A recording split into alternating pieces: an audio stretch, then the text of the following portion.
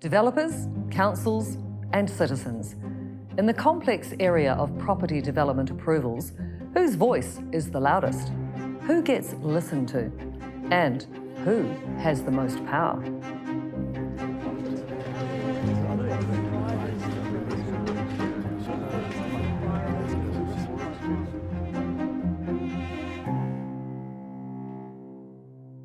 I think one of the key things is that we need to find a way to work together. And I don't know if you remember a book from years ago, Men Are From Mars and Women Are From Venus, right? I think it was quite a famous one. I learned a lot about guys, and I'm sure the men learned a lot about us women.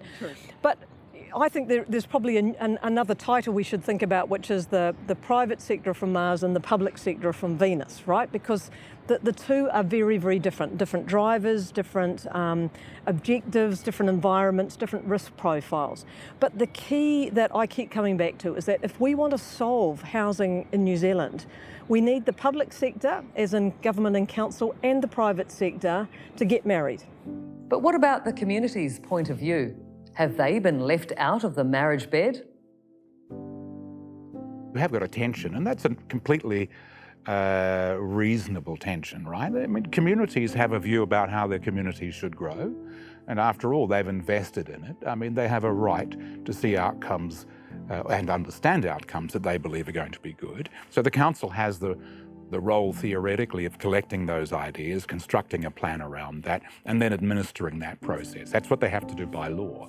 And then you've got the developer who wants to move much more quickly, generally. Our change and our growth is so massive that the systems haven't kept up, and they're too long, they are hard, they're opaque, they're difficult to engage with.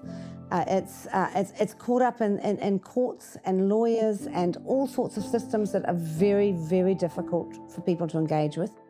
A lot of that often comes down to the developer not engaging with the community from the outset, so it shouldn't all be on council's shoulders to try and resolve these issues. And because the council are rubbish at actually delivering a whole lot of outcomes, and probably the most effective people to be able to have that conversation should probably be the developer with that community. As soon as the council gets involved, you add a layer of bureaucracy which will probably ensure that nothing will ever happen.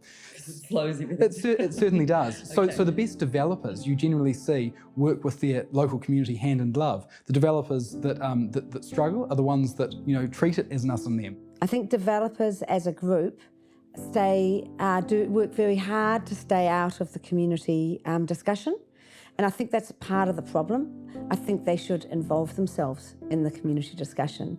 But the relationship between communities and developers is really poor, and I believe that could be greatly improved. The relationship between councils and developers is poor. They're not well trusted. A councillor doesn't trust a developer, and a developer doesn't trust a council. Look, the law is the law, and while council might not like a particular development, sometimes the law permits it to happen. And to the surprise of many, the mayor doesn't sit there approving every development that's done in the district. One of the points I make is that no matter what the law says, if you've got an ineffective planning department, things will get snarled up.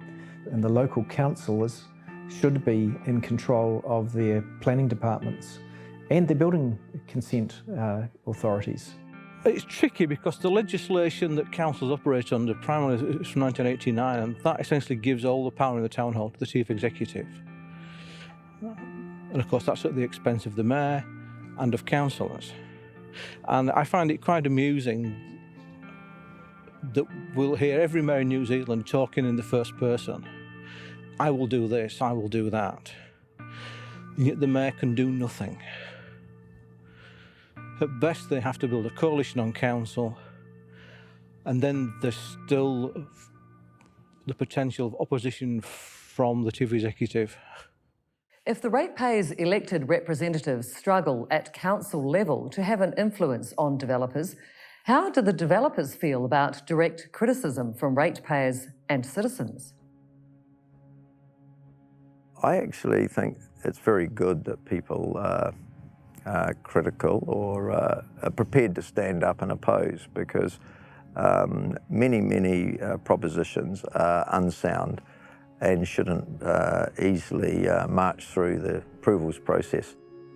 Increasingly though, it's acting as a disincentive for creative new ideas that don't fit the existing policy or rules or framework of planning in New Zealand, which is always a shame. But if you're going to be innovative, you have to believe in what you're doing and therefore be prepared to argue and win it. So, can the community have an effect? And it takes a very determined community group or a coalition of local councillors to stop a developer that has got momentum and has got money and can mobilise, a PR machine behind them. But it can be done.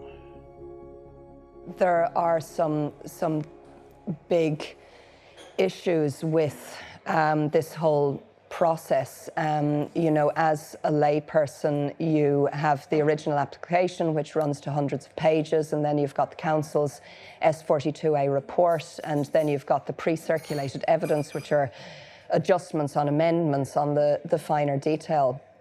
And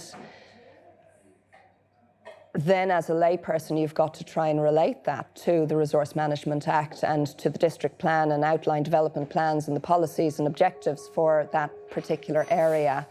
It's just an awful lot for a layperson. Someone has to know how to submit, and that's an all-day process after you've written it. And then you then have to follow through with it and be available when the court comes up. Now, most people are working too hard to do any of those things, and a process like that will cost you upwards of $10,000. So it's an investment. So basically, who's going to win with that one? The only people that have got a lot of money to make off it. So the everyday residents can't afford it. Yeah, community's very limited by funding and very limited by the rules around notification, I guess. So we're relying on the council to uphold the position, of the community, which should be articulated in the district plan, not always, because obviously that goes through a process as well, and the developers can challenge that. So I think you can end up a long way from what the community wants. I think people are not used to the RMA or the district plan process, and they find it complicated.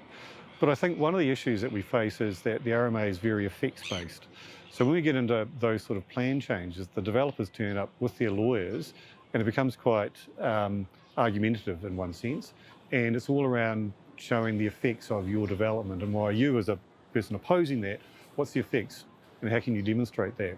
So we get taken down a very legalistic expert planning situation where the focus is on what the effects are of a development. The developer comes on and goes, look, the effects are going to be good.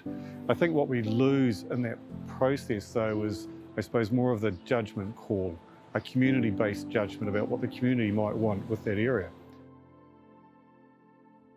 Ultimately, it's got to be the community that decides how we live, but I think we've got to make those decisions with a full understanding of what's coming in the future. I think climate change is bearing down upon us, and we have to understand how that impacts, and we have to understand how the way we live impacts our water. All of those things need to come in. So I think we need a more informed community, and we need to have a more intelligent discussion. If the threesome is to be less awkward and more satisfactory, it would seem that some developers could engage earlier and more with their communities. Councils could work harder to reflect their ratepayers, and communities need to somehow be better resourced and informed. And if you think the RMA is relevant to the discussion, there is a separate episode about that entitled, Is the RMA a Dog?